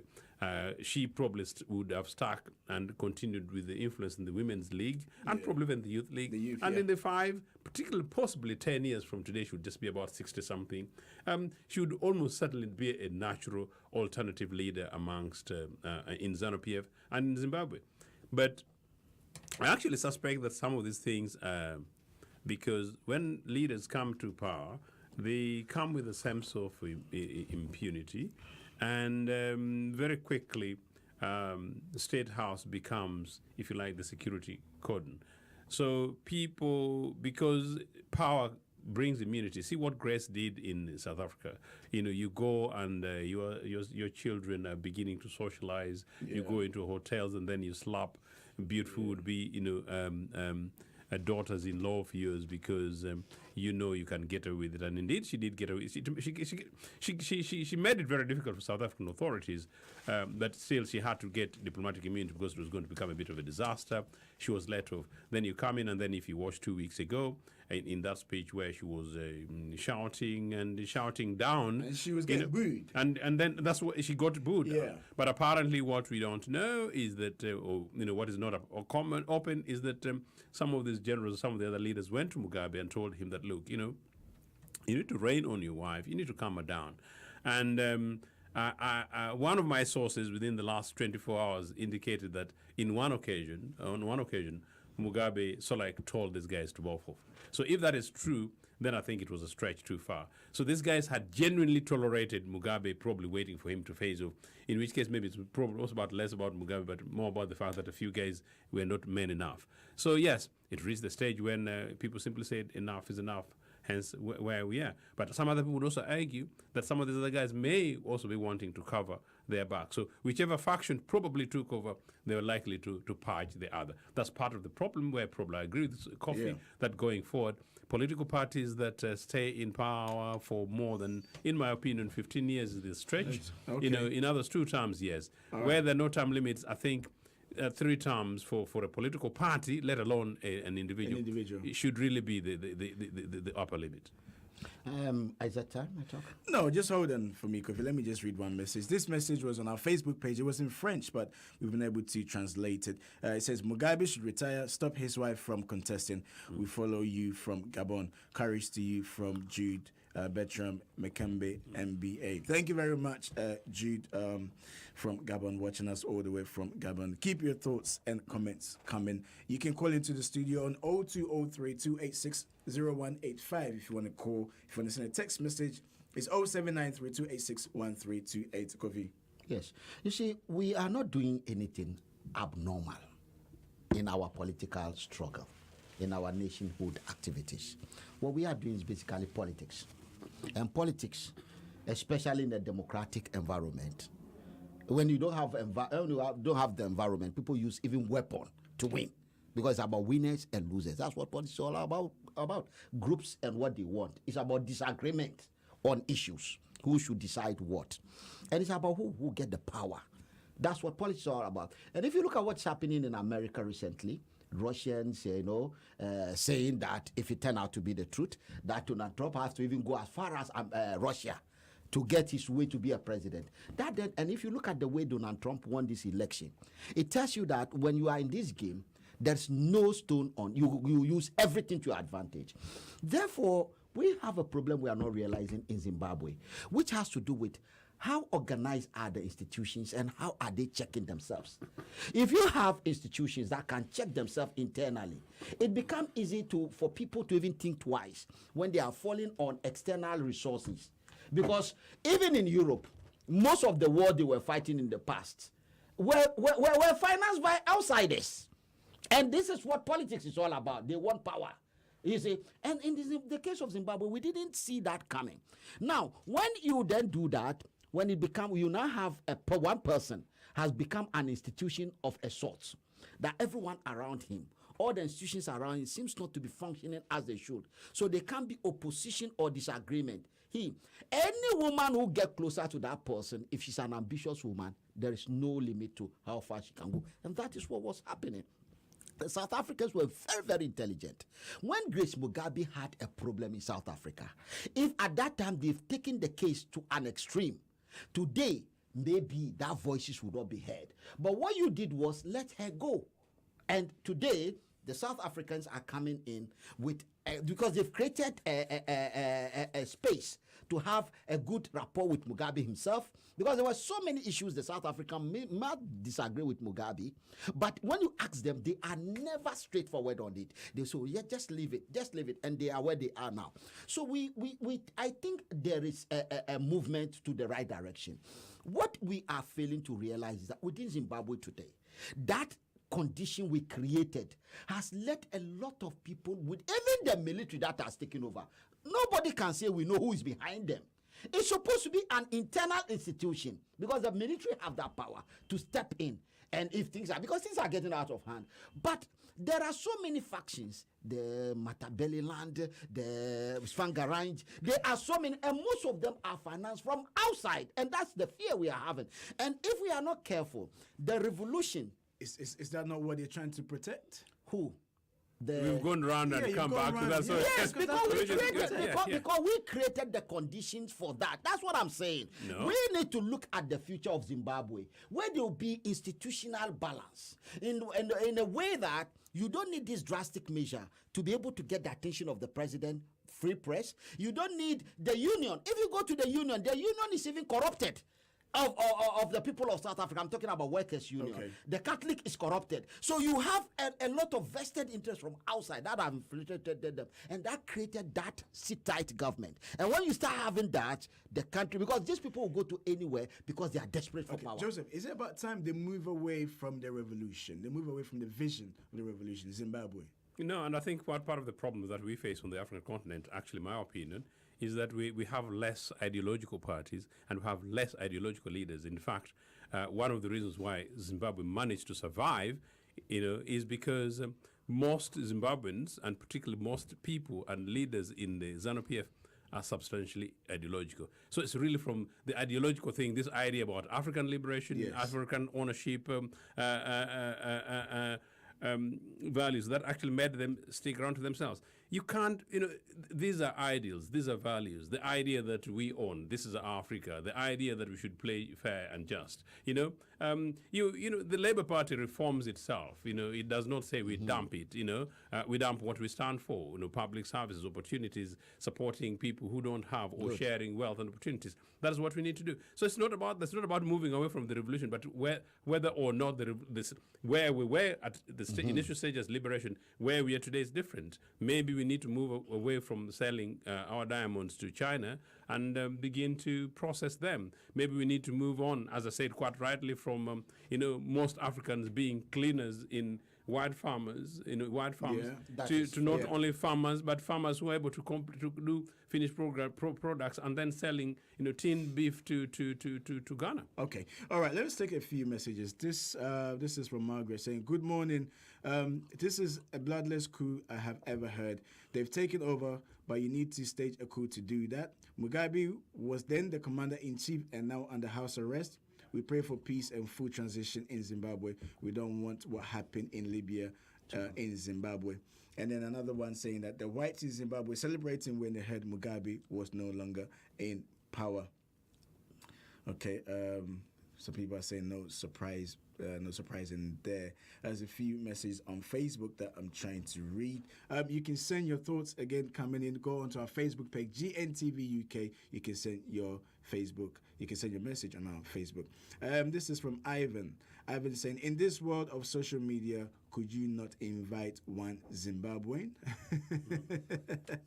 Well, Ivan, just to let you know, we did have a Zimbabwean who was supposed to come into the studio today, but for due to unforeseen circumstances, he could not. And I'm ideologically Zimbabwean. Oh yes, you're from Uganda, isn't it? Yes, but ideologically Zimbabwean, and maybe for their interests, Idi Amin was given to Uganda by the British because of Zimbabwe and South Africa.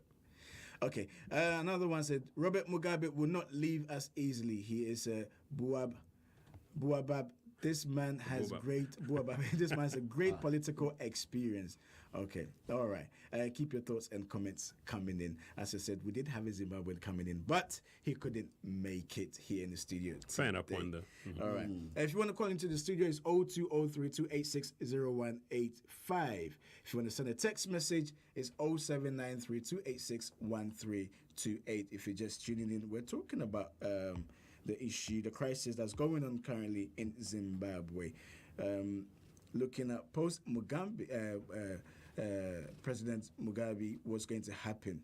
You can send your thoughts and comments. Okay, let me read another text message. This is from Nana Yao. Nana Yao said, "I think it's a good idea that military has taken over to solve issues, and I blame Mugabe for bringing this upon himself and thereby destroying his heritage." Okay, very strong comments coming there. Do you agree with that one? No, I want to talk. Okay, go on. This time. Yeah. You see, you've been talking, Kofi, so it's not like I'm talking this time. You've been talking a lot. I can't one see more myself. Minute, Kofi, one more minute, and then I'll go on the break. You see, what we need to realize that ideology is not just something we'll be singing and dancing. Like we have some people in Ghana, they'll be saying social democrats and they are dancing. When they win the election, they'll be dancing. Ideology is about transforming the life of a people based on your so-called value. If you are socialist, we want to see food on the table. We want to see schools built. We want to see roads built. Yeah. We want to see quality in the life of people. We want to see farms with things growing on it. If you are capitalist, we don't eat capitalism. We want to see the real practical things that capitalists can do that change lives and make people's life worth something. And you have people in Zimbabwe. Whatever value we claim we are doing for almost 70 years, we are 93 years now. That value has not transformed into anything. In fact, when we took the land, we ended up going to bring the Chinese to be farming on it. What about our own people? The reason why we are saying that this revolution that took place in Zimbabwe is necessary. Sometimes you need an internal revolution to activate the initial one. They did it in China, Cultural Revolution. So what happened in Zimbabwe? We have not heard anything that these military men are backed by some people from outside. And they claim they are part of the revolution. So to me, it's a good news. It is well known and well documented that they do support the vice president who was sacked. And the vice president has been part of the ZANU-PF. Yeah. If he's not a honest and dedicated person, he wouldn't go that far. You understand? Because there is infighting. Everyone wants power. What is happening here is that Grace Mugabe has just come from nowhere and outsmart all of them. And it's looking like she will take over.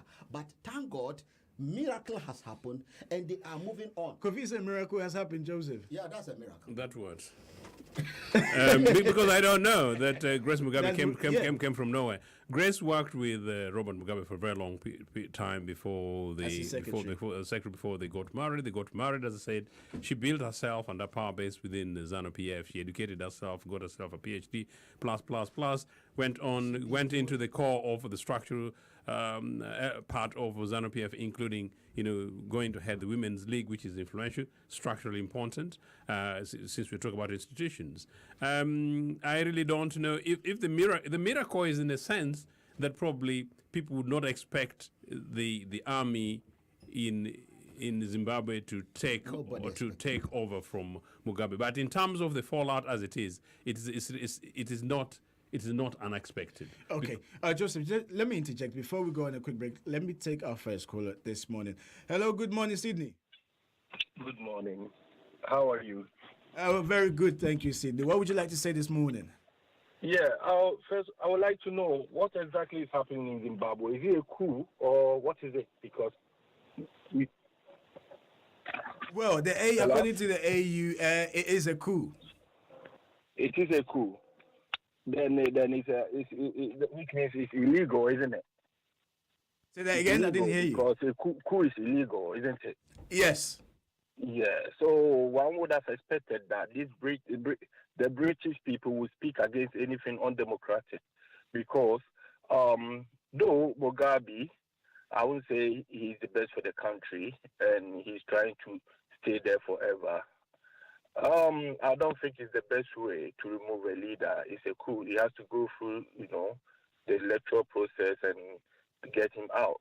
Given that he's old, he's about to leave office. So all this will create tension, because whoever takes power, there are people who are in support of Mugabe and they've been there for a long time, So I think... Isn't it why they want a smooth transition, Sydney?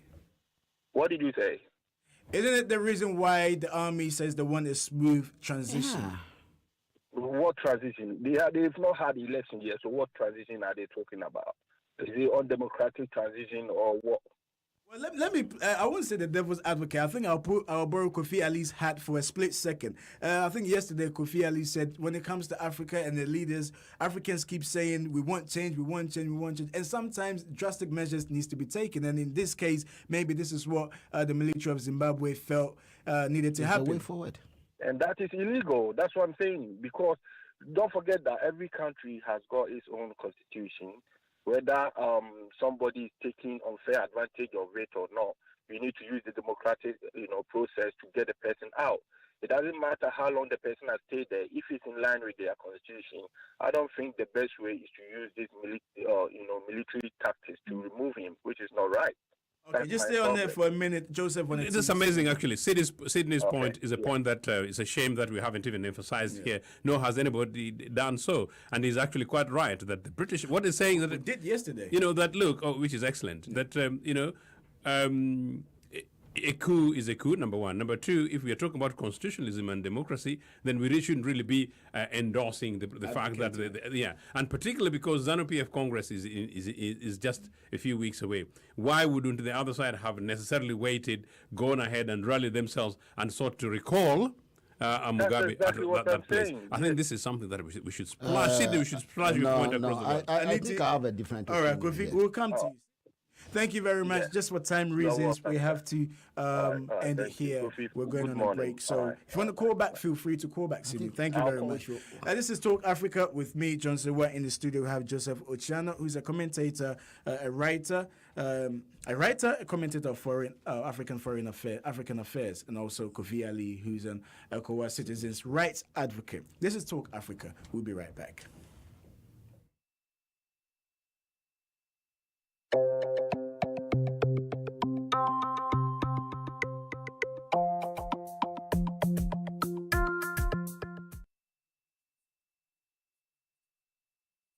E-News is redefined. Wondering what's going on in the life of your favorite entertainment personality? Wonder no more, because the Daily Set has got you covered with the latest in entertainment news, gossip, fact, rumors, and of course, some sizzling interviews. Not just that, did you know actor Jimmy Fox's real name is Eric Malon Bishop? I bet you didn't know. On the Did You Know segment, we bring you some mind-boggling facts you might not know about your favorite celebrity. We don't only set the trend with our stories, we bring you trendy videos and images that have gone viral on social media. Your entertainment just got better.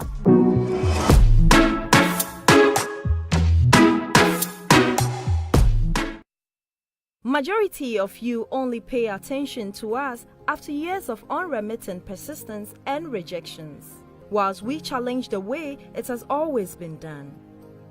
We have made courageous decisions many of you wouldn't dare dream, forgetting you can live it when you dream it. Wake up with an idea. Research the egg out of the idea. Write a massive business plan. Raise money and create business. Wave goodbye to friends and families as your life is now your business. Stick with it, even on the bad days.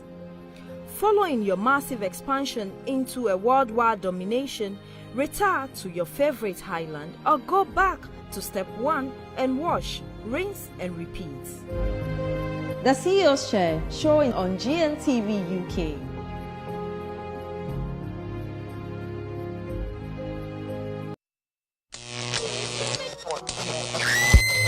Next time, not joke with Nona's family. I hear me.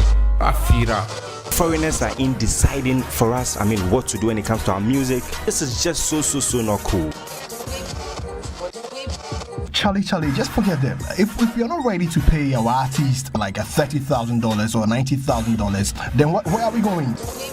Talent get case. You go see one kid can't they stay top. He do small acrobatics here and there, or people they clap. Why this kid get talent? How? Instead of beefing each other, Ghanaian artists can actually join hands together and promote themselves internationally.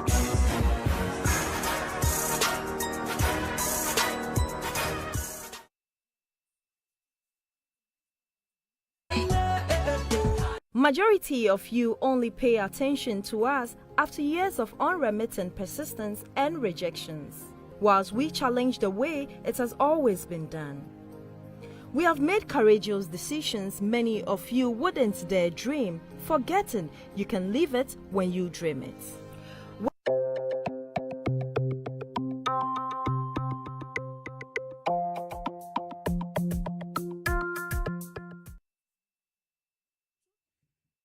Welcome back to Talk Africa with me, John Sewa. In the studio, we have Joseph Ochiano, who's a writer, commentator of African affairs, and also Kofi Ali, who's an ECOWAS citizens' rights advocate. If you just join us, we're talking about the crisis in Zimbabwe. And on the phone right now, we have a journalist who is on the ground in Zimbabwe, Marshall Gore, who's currently in Zimbabwe. Good morning, Marshall. Good morning, John. How are you? Hello, Marshall. Can you hear me? Yes, I can hear you. Good morning. How are you, John? I'm very well, Marshall. We're very good here.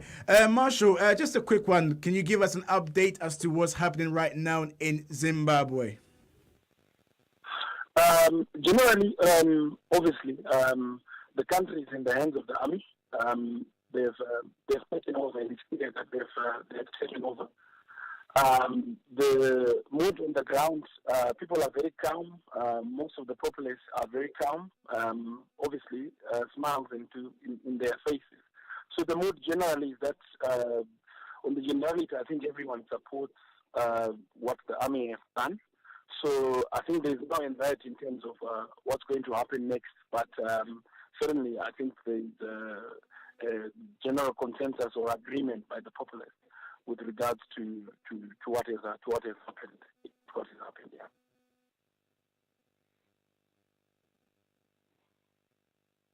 A lot of people are supporting what the army has done, you're saying?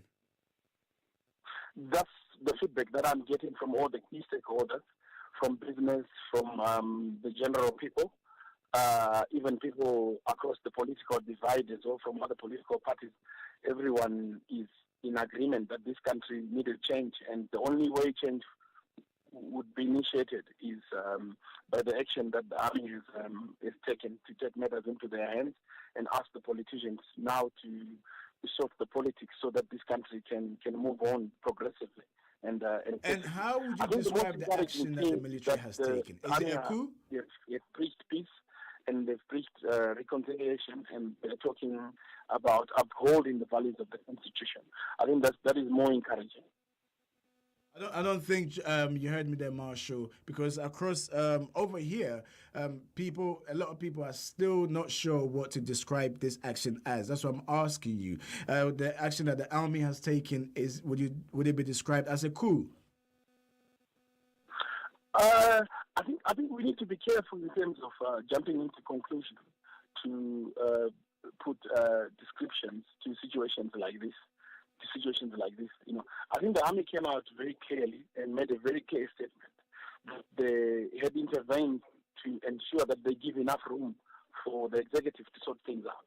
So that, in a way, I don't know if you want to express it or transfer it into being a coup. But what they've literally said is that they have ushered in so that they can ask the executive to sort things out and make sure that there is progress. So we are sitting in a situation where I think the president still has his executive powers, but he has been commanded or mandated to speak. He's been mandated, obviously, to make a decision. But obviously, that decision, we are told that the decision is for him to resign, and then once he has resigned, then we have a new team that will take over the government. Whether we're going to have a transition government or whether we're going to have someone influential within ZANU-PF, like the vice president who had been sacked, to step into the political vacuum and lead the people. That's for the internal corridors of power to decide. But I don't think what has happened is from.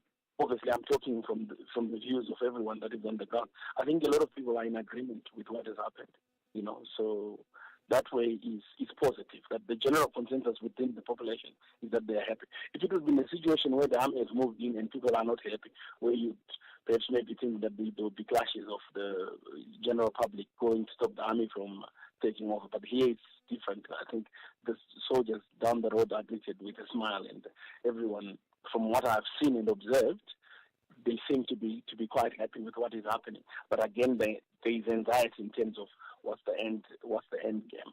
So I'll say fair play to the army at this stage. Before you go, just one last question on the army. Is it not illegal what the army has done? I think there's a thin line in terms of thin line in terms of coming up with an assumption that the army has crossed the line.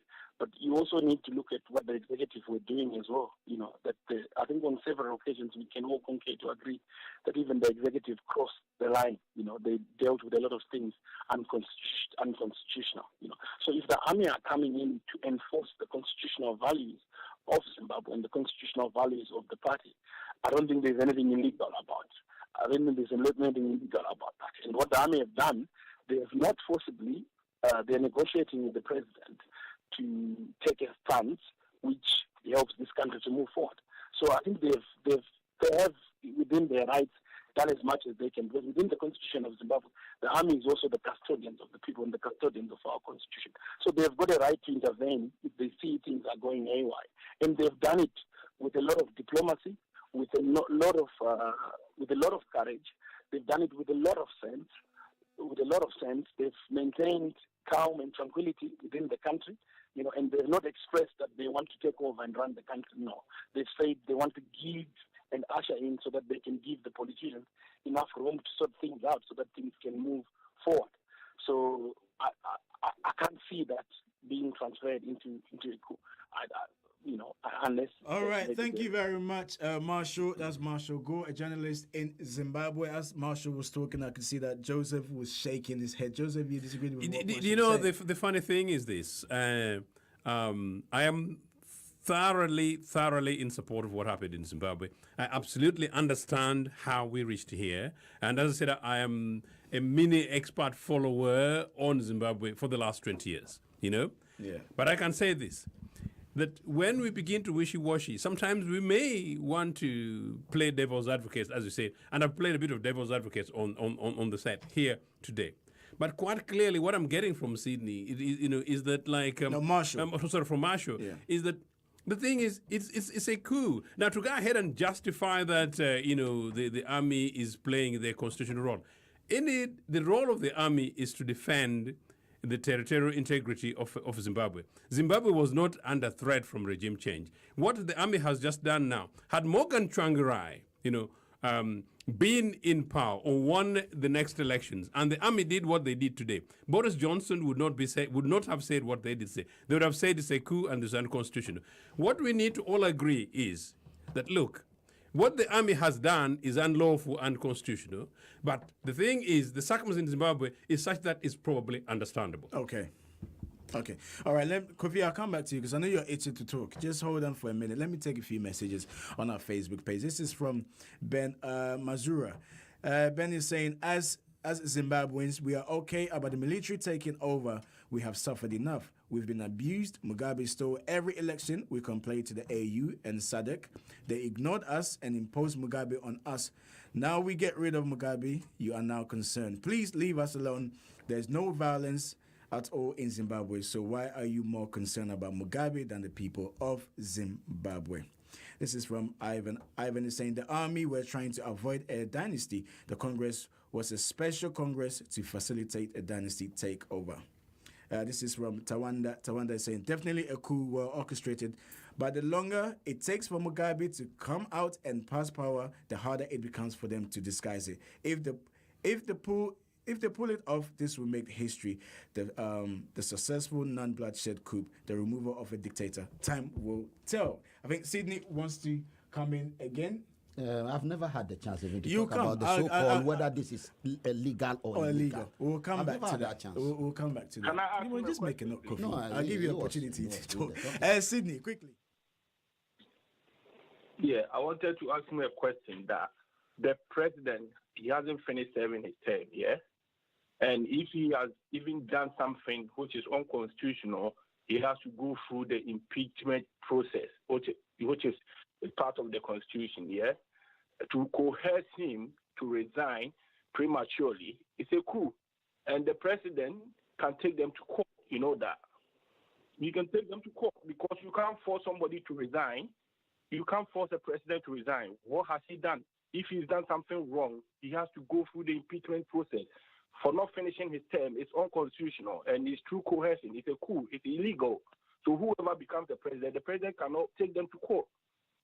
Okay, thank you very much, Sydney. Thank you very much. A few more messages on Facebook. Ivan is saying it is not a thin line. It's a coup. It's illegal. I think Ivan wanted to respond to what Marshall was saying. Marshall is a journalist that we spoke to earlier who is on the ground in Zimbabwe. Ivan again is asking Marshall, how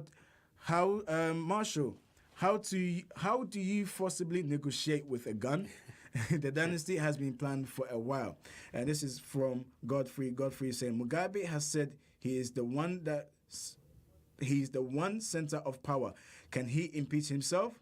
Okay, keep your thoughts coming in on Facebook. Okay, Kofi, I'll give you a couple of minutes before we run. First and foremost, we need to remove the Speak myth. to the mic for me. First and foremost, the myth around the British, we should stop dragging it in. And the reason is obvious. It's not a myth, it's a fact. No. Kofi, Be patient. hold When on. we want to talk about important things, you understand, we need to compartmentalize That them. is and if important. we want to make connection, let us sit down and say, now we want to make connection. Why I'm saying this is that there is a takeover in Zimbabwe. To start with, every democratic, decent, reasonable government, 4 years, some countries agree on 5 years, then there is a renewal mandate, then after that you leave for somebody else to come.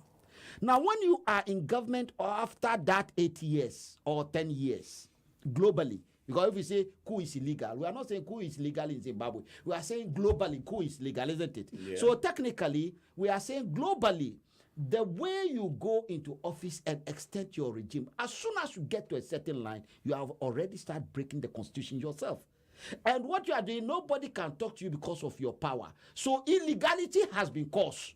Therefore, the only way out of illegality sometimes is another illegality. That's what has happened. So to me... Hold on. Let me interject. Okay. Now let's look at the UK. By their words, for instance, they're trying to get Mugabe to concede. Should he fail, for them supporting the coup, what do you think is going to happen? You see, Britain will always take advantage of that situation.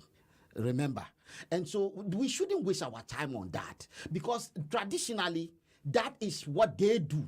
What we are trying to do is to solve the problem, our problem. No, it's not our problem. It's the mess they created. It's a mess they've sustained. Oh, no, the British did. Be patient. They created I am Zimbabwe. very patient. So creating Zimbabwe itself is a mess. No, they created this problem here. And even after independence, they're stuck down there. What we have... Kofi, hold on. I just want you to elaborate. What do you mean they created the mess? Zimbabweans went, the British went, took over Zimbabwe, picked the land. Was there Zimbabwe before they came? Of course. They gave it the name Rhodesia. Indeed. There wasn't like that. So you're giving... who was the head of state of Rhodesia before they came? Let us stop all this.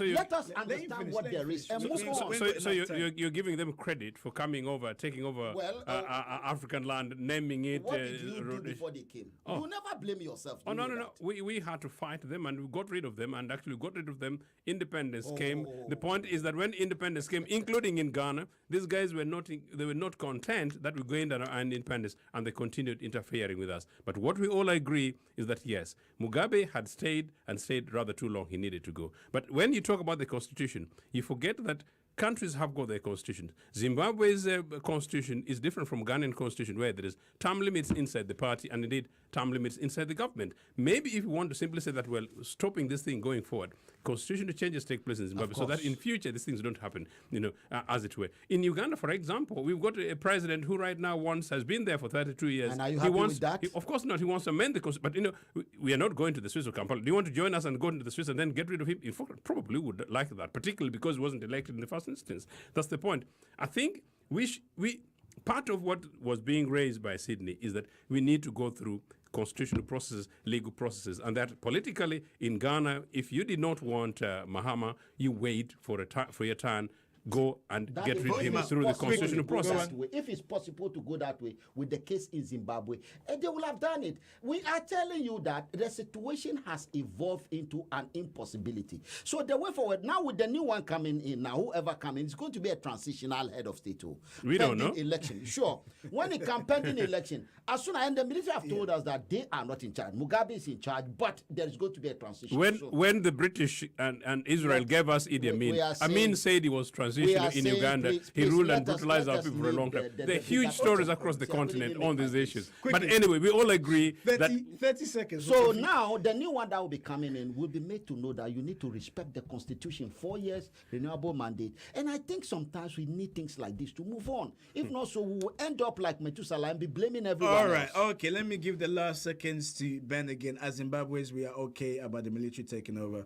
Okay, I think I've read that one. Good morning, Nana Amat Santua, just saying good morning to everybody here. Thank you very much for joining us here in the studio today. It's Talk Africa. Okay, I was being signaled to hurry up, but now I'm being told we have a couple of minutes to go. So I'll get you to run up and then Kofi to run up for me. Yes, I think whatever's happened in Zimbabwe is probably the case that one of the reasons why Zimbabweans are not really running against these guys is because they wanted change. But you notice actually that people are really not running around carrying out leaflets, whatever. It's because they're not celebrating. The truth is that they know whatever has happened is unconstitutional, is illegal. But probably, let's agree, it's a necessity.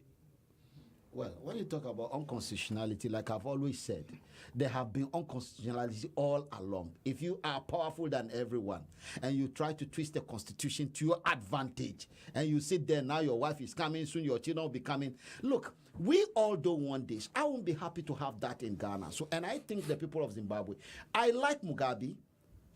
But I think we need to move on. Look at South Africa. If Mandela has been there and there and there and there, Jacob Zuma will not have that decency and credibility to Kofi, I like you too, but I need to move on. Thank you very much, Kofi Ali and Joseph Uchano, for joining us in the studio today. And of course, our listeners and viewers and people that send in their comments.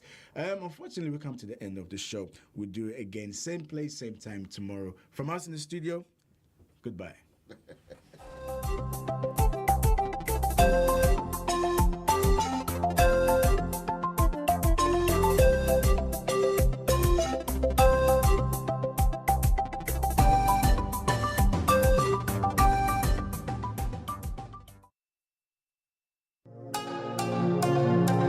This program is brought to you by Pay Global.